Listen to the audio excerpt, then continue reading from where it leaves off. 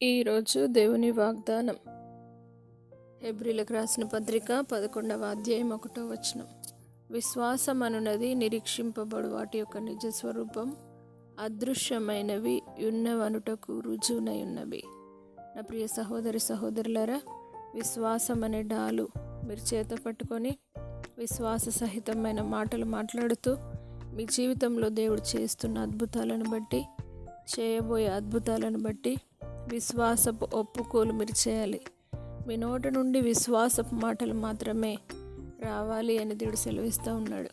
విశ్వాసం అనున్నది నిరీక్షింపబడు వాటి యొక్క నిజ స్వరూపం.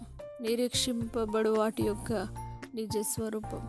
ఎప్పుడైతే మీరు ఇంకా వాటిని పొందుకోలేని పరిస్థితిలో ఉన్నారో, ఎప్పుడైతే మీ జీవితంలో ఇంకా దానిని నేను పొందుకోలేను, నేను అతన్ని అధిగమించలేను అని అనుకుంటూ ఉంటారో, దేవుని వాక్యం సెలవిస్తూ ఉన్నది విశ్వాసము అందులోనే కలగాలి. విశ్వాసం అనున్నది అదృశ్యమైనవి ఉన్ననుటకు రుజువునై ఉన్నది.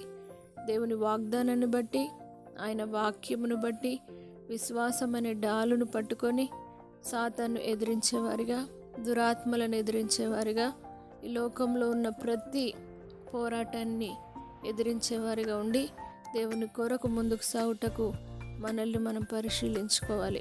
విశ్వాసంగా జీవిస్తూ, విశ్వాసపు కార్యాలు చేస్తూ, అనేక అద్భుతాలు పొందుకొని దేవుని వాగ్దానాలన్నీ కూడా విశ్వాసముతో నమ్మి, ఆయన చెప్పిన ప్రతి వాగ్దానాన్ని ఎత్తిపట్టుకొని విశ్వాసముతో స్వీకరించి విశ్వాసపు మాటలు మాట్లాడి విజయం పొందుకుందురుగాక.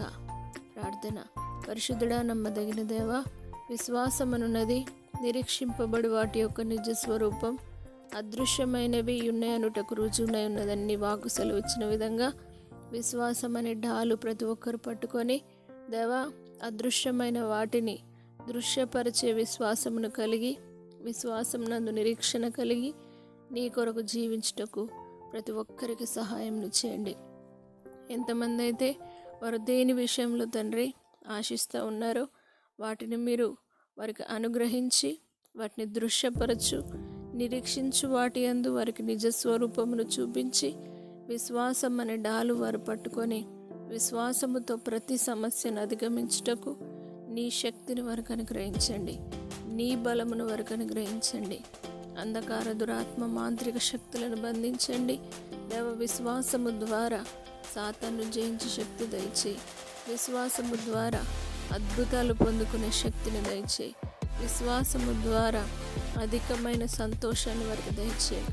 విశ్వాసము ద్వారా వారు పొందబోయే అద్భుతాన్ని ఈరోజే వారు రుచి చూస్తామన్న నిరీక్షణ కలిగి దాని కళ్ళారదని చూసుటకు సహాయం చేసి విశ్వాసము చేత నింపమని, విశ్వాసం అనే వరము చేత నింపమని యేసు పరిశుద్ధ నామమును బట్టి అడిగి వేడుకుంటున్నాము తండ్రి. ఆమేన్.